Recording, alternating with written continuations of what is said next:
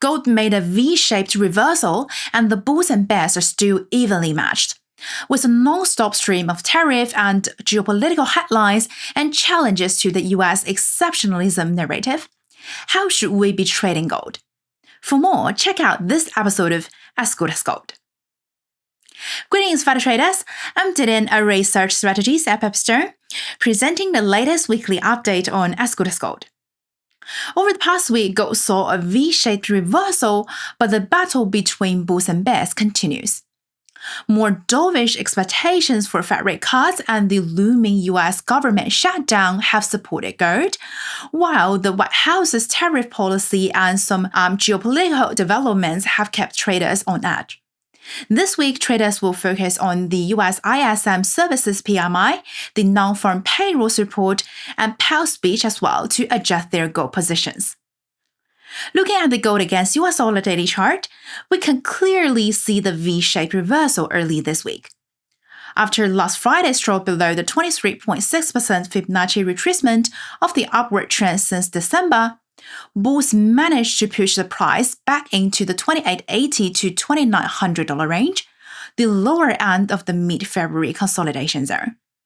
However, the anticipated trend did not materialize, and today, selling pressure has emerged, testing the 5-day EMA. If bearish momentum continues, support may be found at $2,880 and $2,868.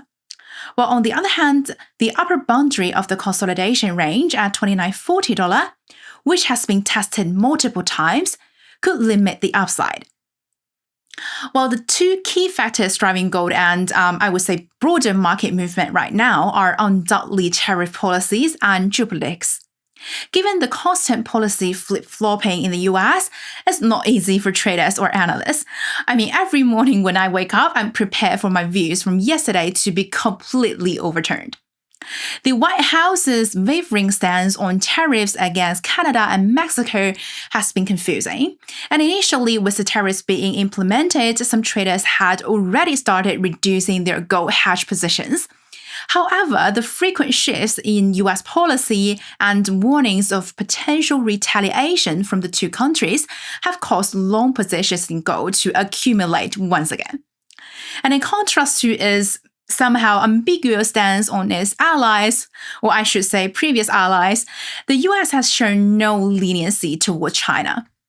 The extra 10% tariffs on China, along with China becoming the first country to really implement retaliatory measures by imposing tariffs of up to 15% on US imports, have significantly heightened market risk aversion. Furthermore, the president's emphasis on imposing reciprocal tariffs starting in early April and his opposition to currency devaluation, particularly targeting China and Japan, has only intensified the tension. And from a geopolitical standpoint, the meeting in the Oval Office clearly haven't helped ease tensions. Increased cooperations between Canada, the UK, and Europe, the EU's proposal for 150 billion euros in loans for pan-European defense, and potential US-Russia cooperation based on mineral resources suggest that the global geopolitical landscape is being reshaped somehow. And moreover, while overshadowed by other headlines, if the US Congress and the Trump administration fail to reach a new agreement by March 15, the US government may shut down. So this kind of developments are all fueling safe haven buying of gold. In the current environment of frequent updates on tariffs and geopolitics, traders are forced to frequently reprice their expectations of market trends, which is, objectively favorable for gold. And at the same time, recent US economic data has softened. The ISM manufacturing PMI and consumer confidence both came in weaker than expected. Inflation is under control though, with the January core PCE rising just 2.65% year-on-year, the slowest annual increase since early 2021. These factors have caused the US Treasury yields to drop significantly, and the market is now pricing in 325 basis point rate cuts by the Fed this year, which supports gold as a non-yielding asset. However, as we mentioned last week, long-term inflation expectations in the US have hit a 30-year high, which could be a bearish factor for gold in the medium to the long run. So overall, while gold bulls have re-entered the market this week, the uncertainty surrounding tariffs, geopolitics, and also the US economic outlook is likely to keep gold in a consolidation phase.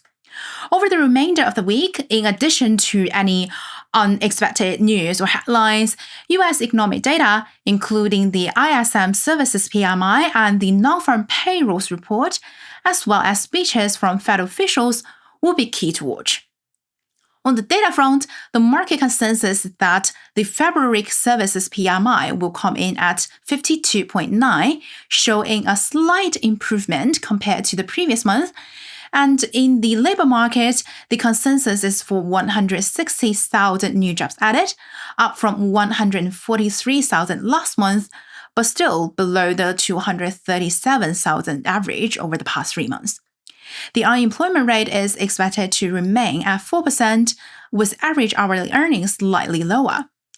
While neither of these data points is likely to significantly affect the Fed's policy outlook, I believe that if the services PMI falls below expectations and new jobs come in below 140,000, especially considering that the Doge layoff have not been included in the year-on-year comparison, concerns about the US economy could provide a slight boost to gold. So that's pretty much all for this week. If this video was helpful, don't forget to subscribe, like, and spread the love. If you have any ideas on how the upcoming data and events might impact gold trading, drop a comment below and let's discuss. Stay tuned with Pepperstone for more insights and updates. And until then, happy trading!